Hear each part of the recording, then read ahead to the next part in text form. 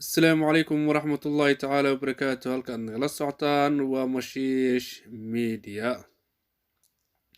waxaa jirtay aad iyo aad u gaajaysan macluul ay dilootay meel ay wax ka cunta la ayadoo rafaadsan ayay waxa ay la kulantay aad iyo aad u buuran.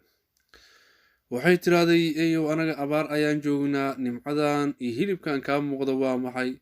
eegiina waxa uu yidhaahday aniga waxaa la noolahay dadka ayaan la noolahay, ninka guriga aan joogo iska lah aad iyo aad ayuu ii dhaqaaleeyaa, hilib ayuu i siiyaa, caano waa i siiyaa, raashin nooc iyo noocna waa i soo gadaa. waa nin aad iyo aad u naxariis badan oo xayawaanaadka waa u naxariistaa, haddii aad diraacdidna dhaqaalahaas wuu ku siinayaa.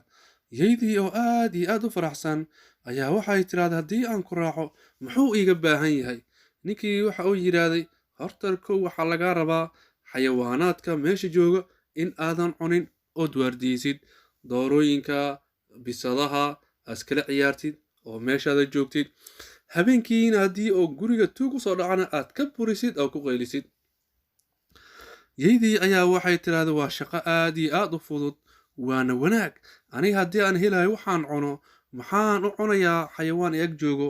nabadgelyo ayuu iga helayaa. dadka bannaanka jooga ayaa iga fakan waaye, guri oo waardeelay dhahay sidoo tuug u soo dhacaya? waxaas waa ka adagahay, waa shaqadaydii.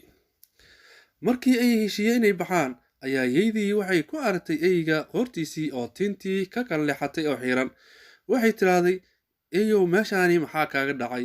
eygiina wuxuu yidhaahday dhimo lahan ee soo soco. waxay tiraahday wa ilaa ii sheeg. meeshaani waxay tiraahday katiinka markii lagu xiro, suunka katiinkii igu xirnaa ayaa sidaan ii galay. hooyaydii ayaa waxay tiraahday miyaa lagu xirayaa?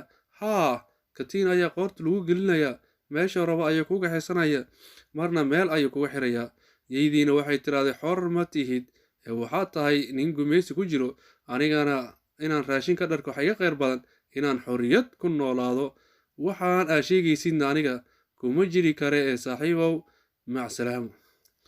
marka qisadani waxaynu ka fahmaynaa in aad caado qaata aadan noqonin. wax aad cuntid oo lagugu gumayso waxaa ka khayr badan adiga oo xorriyad ku noolaado, gaajadaadana ku noolaado, ilaahagana